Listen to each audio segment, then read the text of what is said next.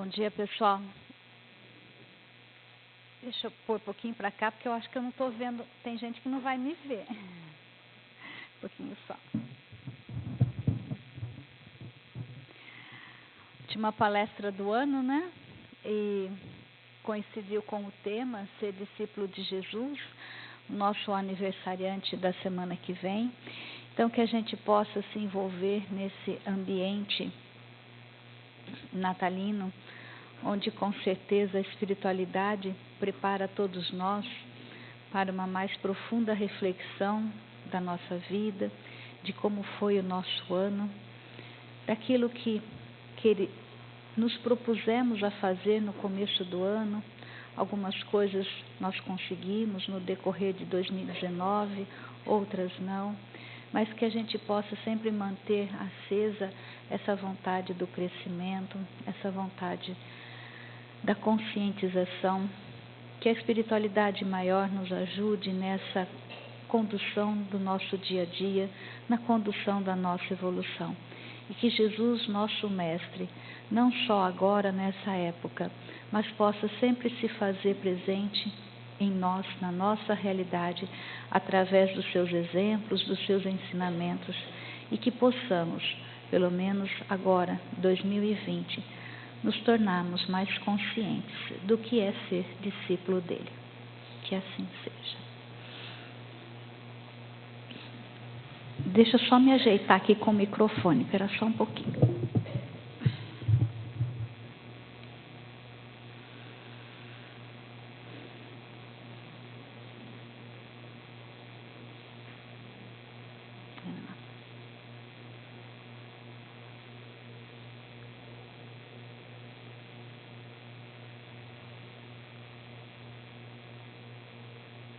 Onde que mexe? Para cá? Ah, para cá. Não. Será que eu desliguei?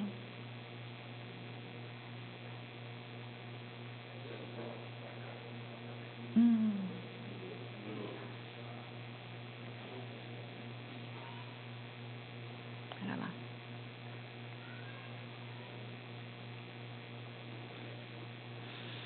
Algumas imagens acho que não vão aparecer. Bom, pessoal, então nós temos que, na obra Fonte Viva, através da psicografia de Chico Xavier, Emmanuel nos traz uma mensagem chamada Diferenças, intitulada Diferenças. E o tipo de contraste ou de diversidade que Emmanuel aborda é justamente o comportamento das pessoas a partir do momento que elas tomam contato com o Evangelho, com os ensinamentos, com a proposta de Jesus. Deixa eu só está dando um probleminha lá, espera só um pouquinho, pessoal.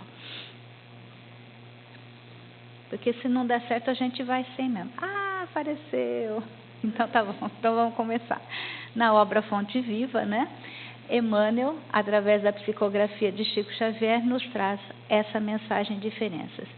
E ele aborda o contraste ou a diversidade. Ih, não está dando certo. Vamos lá, estou mexendo aqui. Obrigada, agora deu certo. E eu gostaria de fazer algumas reflexões com vocês. Quantas são as pessoas que carregam um crucifixo no peito? Independentemente da religião, não vamos julgar. Mas quantas são as pessoas que carregam um crucifixo no peito? Ou que têm uma imagem, um quadro, uma escultura de Jesus em casa, porque admira profundamente ele? Ou que... Espera lá.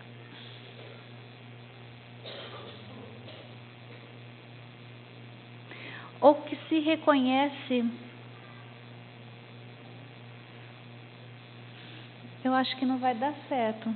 Se der mais uma falha, aí eu paro, a gente vai aqui para o meio.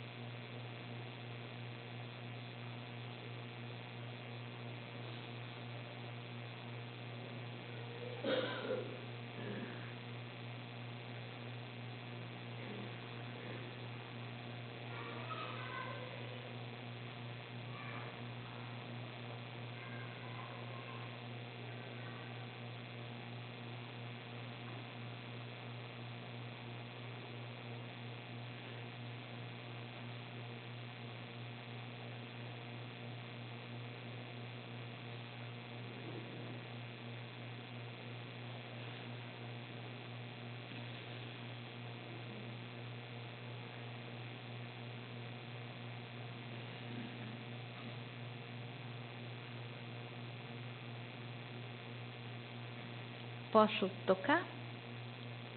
Vamos ver se dá certo.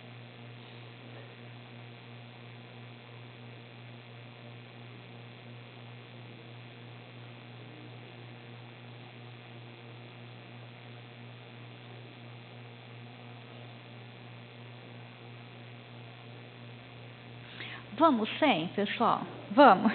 Então vamos lá. Espera lá. Então vamos sem, não tem problema, a gente está aqui. Só que aí eu prefiro ficar aqui perto de vocês, pode ser? Melhor, né? Será que a minha voz pega aqui? Oi? Vamos lá.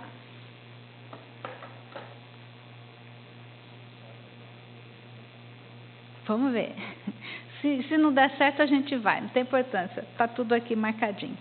Então, quantas são as pessoas que possuem na sua casa um quadro, uma imagem de Jesus, porque o admiram profundamente?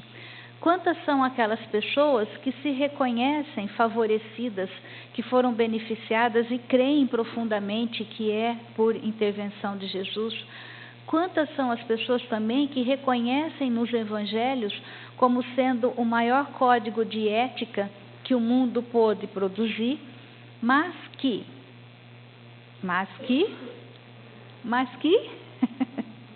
deixa quieto, pessoal, não tem problema nenhum, dá para fazer a palestra mesmo assim, não tem problema. E quantas são aquelas pessoas que, no transcorrer do seu dia a dia, não conseguem aplicar tudo isso? Está dando para ver? Vamos lá, tá? Beleza?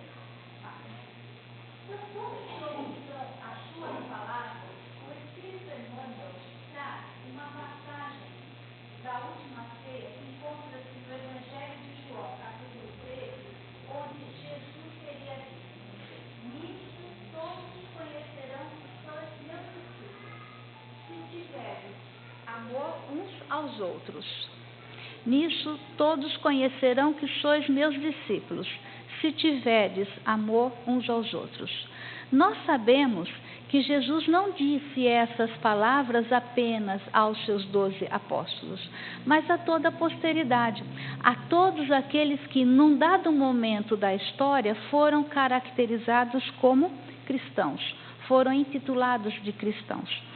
E aí Emmanuel desenvolve a sua mensagem assim dizendo: nas variadas escolas do cristianismo, vemos milhares de pessoas que de alguma sorte se ligam ao Mestre e Senhor. Então, nas várias vertentes religiosas, sobretudo aquelas que se consideram cristãs, todas elas se ligam a Jesus, ou todas elas exaltam Jesus. Aí ele diz assim: há corações que se desfazem nos louvores ao grande médico, exaltando-lhe a intervenção divina nos acontecimentos em que se reconhecem favorecidos, mas não passam de afirmativas espetaculares, qual se vivessem indefinidamente mergulhados em maravilhosas visões. Então, quando Emmanuel define essas pessoas, ele diz assim, que essas pessoas foram beneficiadas, mas essas afirmativas espetaculares são o quê? São só louvores. Então, para Emmanuel, essas pessoas não vão além dos louvores, só ficam louvando a Jesus. Aí ele diz assim: são simplesmente os beneficiários e sonhadores. Aí ele traz uma outra característica. Há temperamentos ardorosos que impressionam da tribuna através de preleções eruditas e comoventes, em que relacionam a posição do grande transformador, na religião, na filosofia e na história, não avançando, contudo, além dos discursos preciosos. São simplesmente sacerdotes e pregadores. Então, para Emmanuel, essas pessoas não vão além da palavra falada. Falam muito bonito, pregam muito bem, coisa que não acontece comigo, tá, gente? Tá? Primeiro, eu não falo muito bem, e eu falo tudo o que eu faço, tá? Eu faço tudo o que eu falo, tá bom? Vocês acreditam nisso? Vocês acreditam? Então, são simplesmente sacerdotes e pregadores.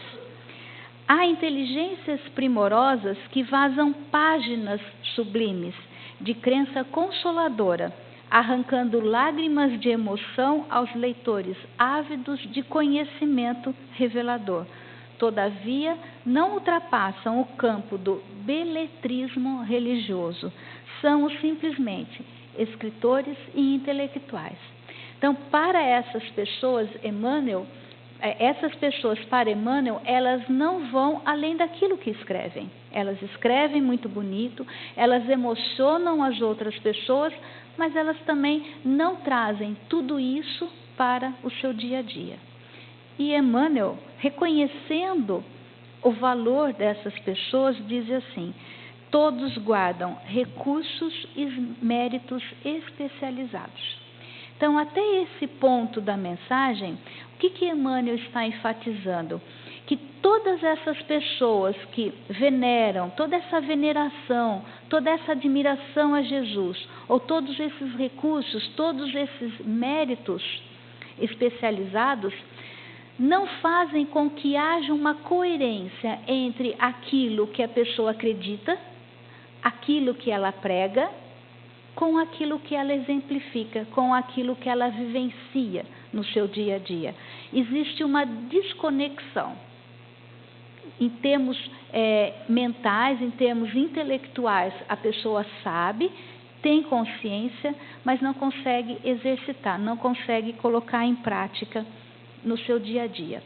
E o que vocês acham? O que caracteriza essa conexão entre acreditar e difundir bem o Evangelho e exercitar? O que dá essa conexão, pessoal? Quem sugere? Vamos ver o que Emmanuel diz. Emmanuel, ele retoma os 3 exemplos, aquele que louva, aquele que fala e aquele que escreve, ele retoma e aí ele explica qual é a diferença do verdadeiro seguidor de Jesus. Ele diz assim: existe, no entanto, nos trabalhos da Boa Nova, um tipo de cooperador diferente. Aí ele vem de novo com os 3 exemplos. Louva o Senhor, com pensamento, palavras e atos cada dia. Então, o que dá a conexão entre aquilo que eu acredito, aquilo que eu prego, aquilo que eu difundo e o meu exercício, a minha vivência do dia a dia? A prática do bem, a atitude. Não adianta nós apenas falarmos bonito de Jesus, acreditarmos em Jesus, se a gente não faz aquilo que ele falou. Será que deu? Vamos ver, pessoal, espera lá. Deu. Ó, tá vendo? Ó? Nisso todos conhecerão que sois meus discípulos, tá? Aí, ó, nas variadas escolas do cristianismo, há corações que se desfazem em louvores, afirmativas espetaculares, só ficam louvando, são os beneficiários e sonhadores. Aí, discursos preciosos são os sacerdotes e pregadores, tá? Beletrismo religioso, quer dizer, escreve muito bonito, né? Escritores intelectuais, todos eles possuem recursos e méritos especializados. E aí vem, pessoal, existe, no entanto, nos trabalhos da Boa Nova, um tipo de cooperador diferente. Louva o Senhor com pensamentos, palavras e atos cada dia. Ou seja, ele exercita, ele pratica. Aí depois vem: distribui o tesouro do bem por intermédio do verbo consolador, sempre que possível. Então, ele usa o seu verbo para auxiliar e não só para ficar pregando. Também, escreve conceitos edificantes em torno do Evangelho, toda vez que as circunstâncias lhe permitem. Aí ele diz: ultrapassa, porém, toda pregação falada ou escrita, agindo incessantemente na sementeira do bem, em obras de sacrifício próprio e de amor puro, nos moldes que o Cristo nos legou. esse tipo de cooperador diferente, ele se baseia naquilo que Jesus ensinou. E qual foi o molde de comportamento de Jesus? Qual foi o exemplo que ele deu? Jesus foi o maior exemplo da ajuda desinteressada, da cooperação sem esperar por recompensa, porque ele se doou em benefício dos outros, sem buscar por algo que também o beneficiasse. E não é? Todos nós não sabemos da história dele? Agora, em dezembro, nós comemoramos o nascimento dele. Mas em abril, mais ou menos, na Páscoa, nós comemoramos o quê? Todo o calvário dele.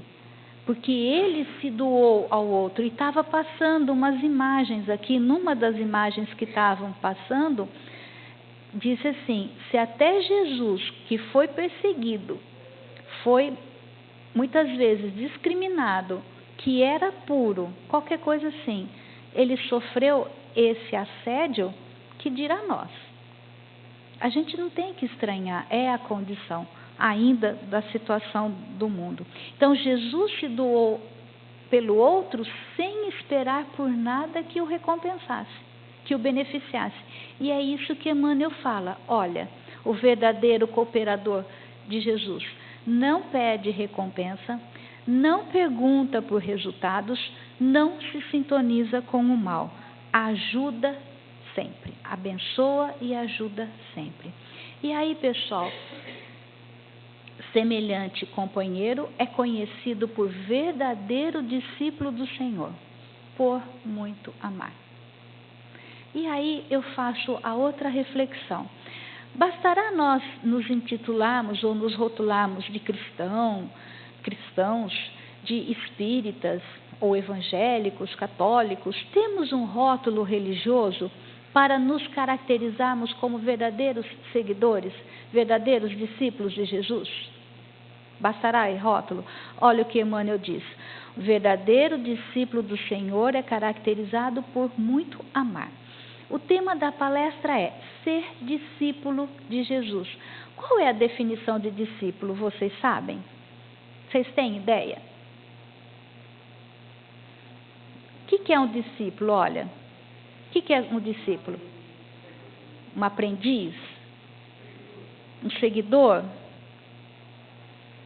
É tudo isso, tá? Então, aí, eu fui buscar no dicionário o significado da palavra aprendiz e peguei esses 3 significados no dicionário AIS pela internet. Olha a primeira definição. Discípulo, aluno, seguidor, disposto a dar prosseguimento ao trabalho do seu mestre. Então, se o mestre tem uma proposta, se o mestre tem um trabalho, tem uma filosofia de vida, é disso que o discípulo vai cuidar. Ele vai dar andamento à proposta do seu mestre. A segunda definição, seguidor devotado. O que é uma pessoa devotada? Uma pessoa dedicada das ideias, do conselho ou dos exemplos do outro ou do seu mestre. Também é a terceira definição, discípulo convicto. O que é uma pessoa convicta? Certa, convencida. Então, se eu tenho certeza absoluta daquilo que o mestre está falando tem validade, eu vou me dedicar a ela, de uma ideia, de uma virtude ou de um ideal. Então, se nós associarmos essas 3 definições de discípulo com a proposta de Emmanuel, nós temos o quê? Que o verdadeiro discípulo de Jesus é aquele que exercita, é aquele que exemplifica os ensinamentos, as ideias, os conselhos e as virtudes do seu mestre. E aí, a reflexão, pessoal, será que nós nos consideramos cristãos, estamos sendo discípulos de Jesus? Porque não basta nós apenas nos rotularmos como cristãos, ou eu tenho uma religião, eu sou católica, ou eu tenho uma religião, eu sou espírita, ou eu tenho uma religião, eu sou evangélica. Não basta isso. Jesus não foi uma pessoa de atitude? Jesus foi uma pessoa só de discurso ou de atitude? Jesus foi uma pessoa de atitude. E Jesus não foi uma pessoa assim, morna. Ele foi uma pessoa intensa em tudo que ele fez, intenso em tudo que ele pregou, sempre respeitando o outro. Então, para começarmos, para sermos discípulos de Jesus, em primeiro lugar, a gente tem que ser pessoas de atitude.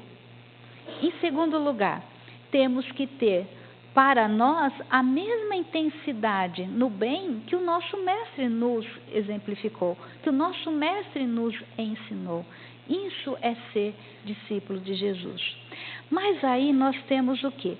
Que Emmanuel diz assim, no começo da sua mensagem: nas variadas escolas do cristianismo, nas muitas religiões, muitos se ligam ao Mestre e Senhor.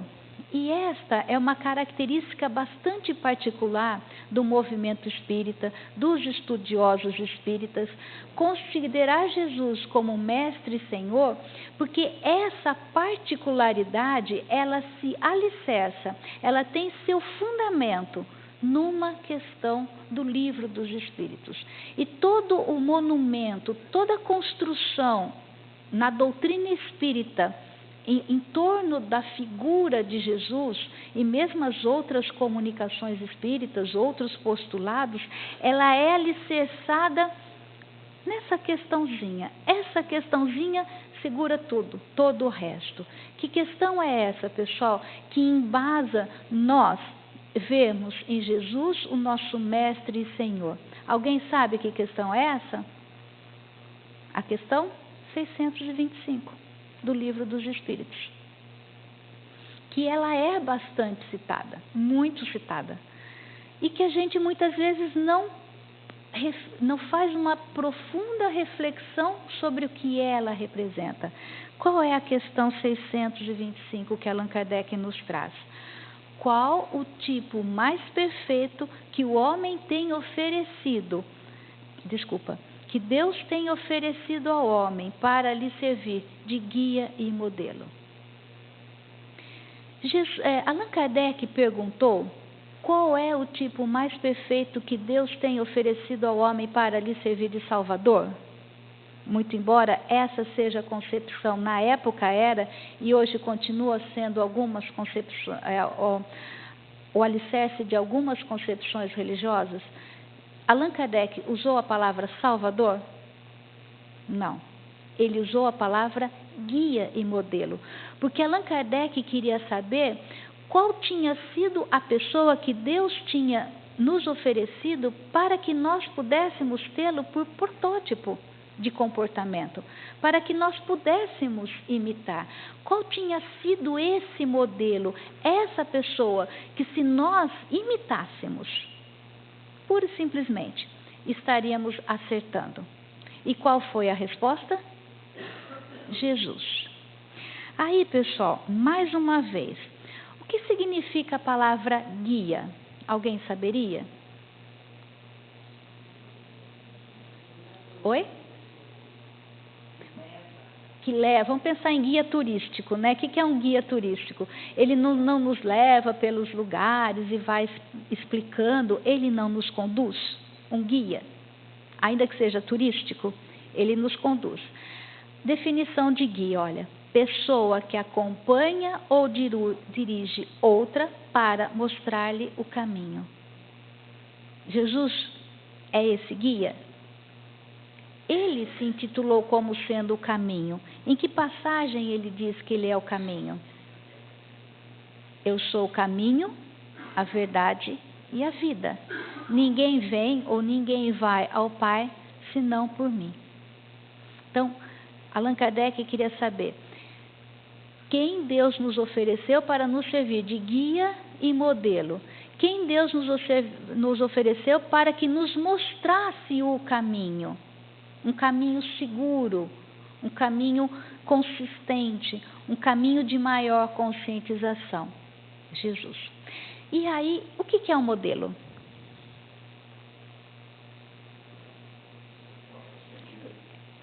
Oi?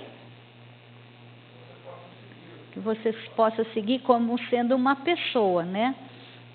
alguém que você possa seguir. Vamos lá, pessoal. Olha que interessante a definição de modelo. A gente sabe, mas muitas vezes não sabe definir, né? Modelo: coisa ou pessoa que serve de imagem, forma ou padrão a ser imitado, ou como fonte de inspiração. Então, Jesus, por ser o nosso modelo, ele é a nossa fonte de inspiração. Além de ser o nosso caminho, além de ele nos proporcionar um caminho, ele é também a nossa fonte de inspiração. Ou exemplo dado por uma pessoa, uma coisa, que possui determinadas características em grau mais alto. Ou seja, modelo é aquilo que você tem por padrão. Esse é o modelo, o carro do ano, esse é o modelo. Ou uma pessoa, por exemplo, uma pessoa que é modelo, uma mulher que é modelo, ela não é um padrão, é como se ela tivesse toda a beleza consubstanciada nela. Então, o modelo, ele é aquele que, por definição nossa, do mundo material, ele tem tudo em alto mais grau. E qual foi a fala de Jesus em que ele demonstra que ele tinha esse mais alto grau? Qual foi a fala, será? Está em João também. Eu e o Pai somos um. Ou seja, ele estava em perfeita sintonia com Deus. Então, quando Allan Kardec diz assim, qual foi a pessoa? A espiritualidade diz Jesus. Olha o que Allan Kardec complementa. Para o homem, Jesus constitui o tipo da perfeição moral, por isso que ele é modelo. E que a humanidade pode aspirar na Terra. Ele é o modelo. Se ele é a perfeição moral, ele é o modelo. Deus nos oferece como o mais perfeito modelo, e a doutrina que ensinou é a expressão mais pura da lei do Senhor. Por quê? Sendo ele o mais puro de quantos tem aparecido na terra, o Espírito Divino o animava.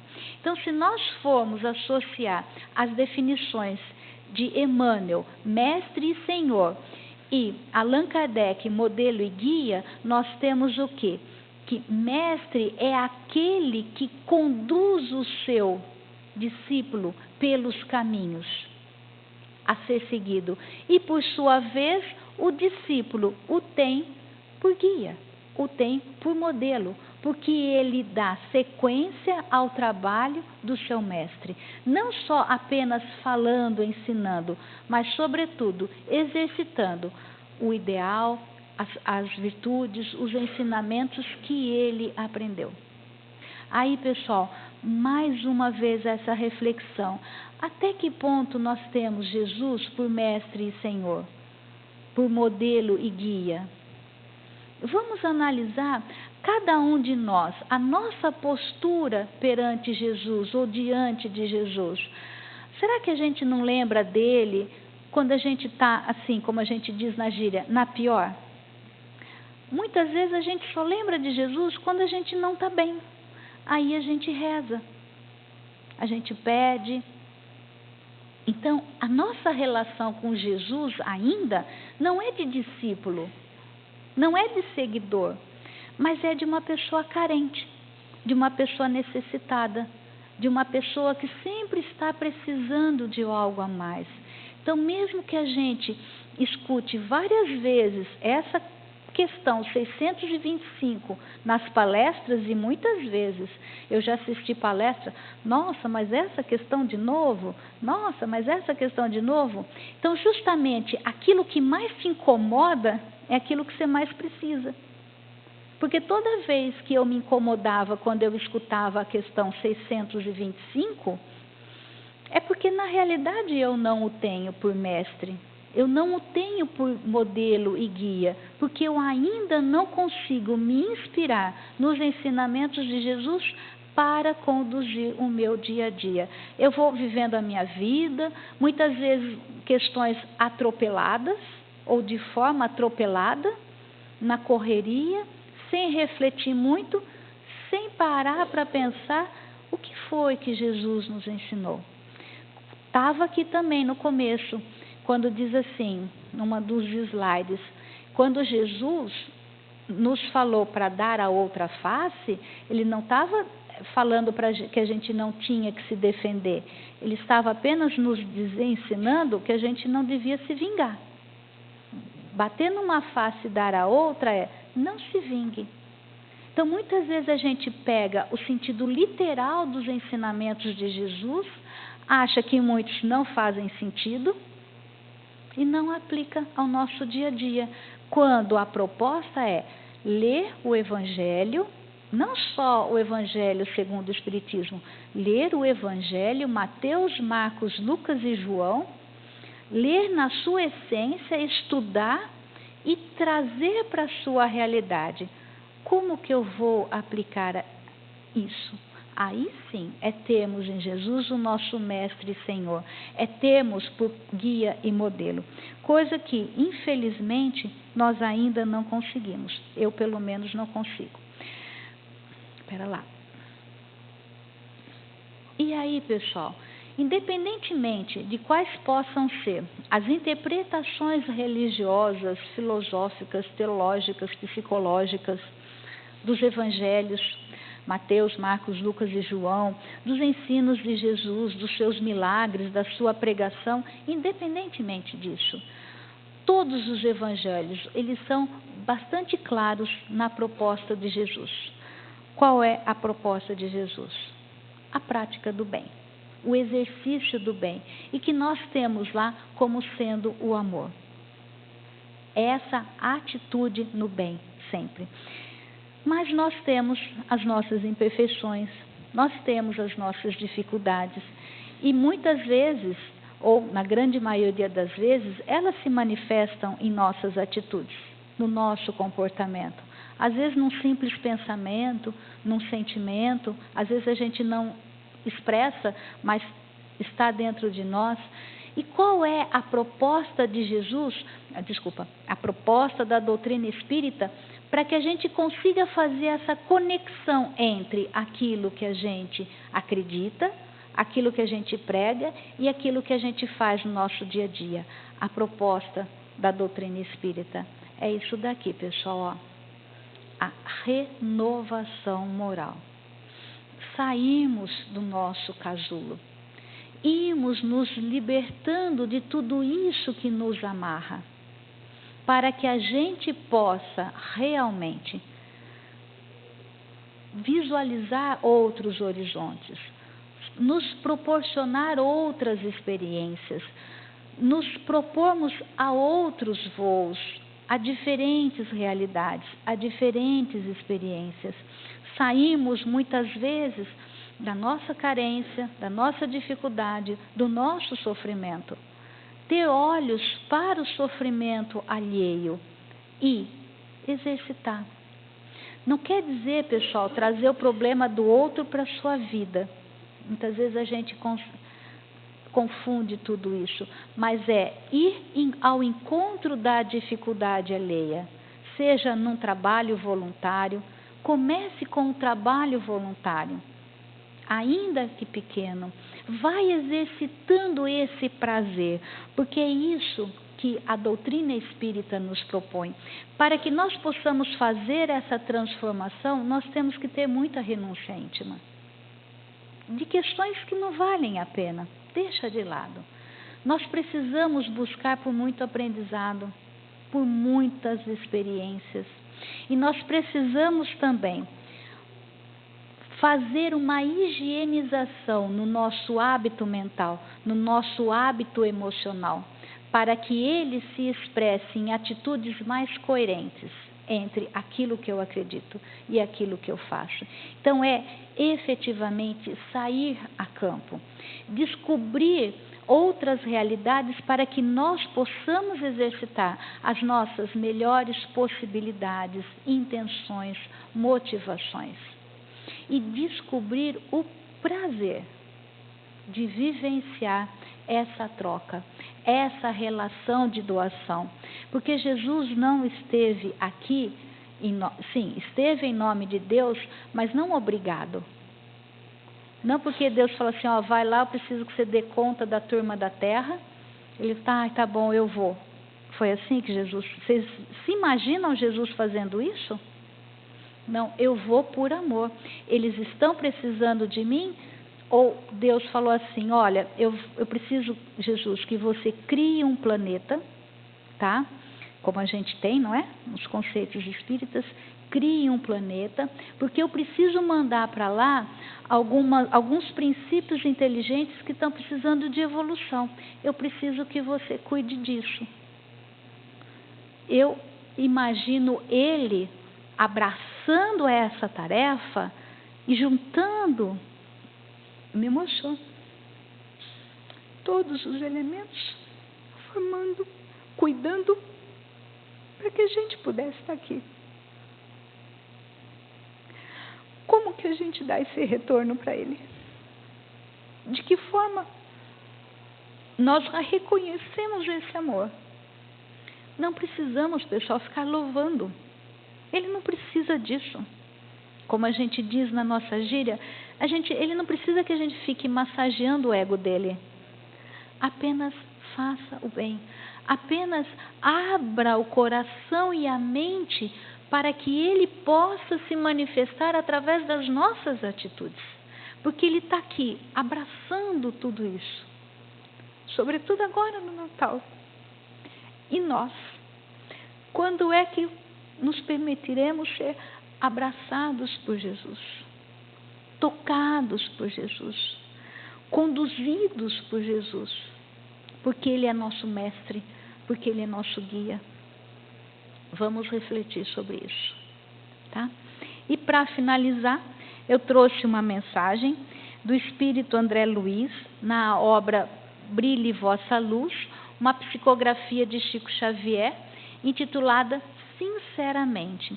Então, nessa mensagem, André Luiz assim se expressa: se você efetivamente deseja cooperar com Jesus, o que é cooperar? Trabalhar com Ele, trabalhar junto, operar junto. Nada conseguirá arredá-lo do seu propósito de servir.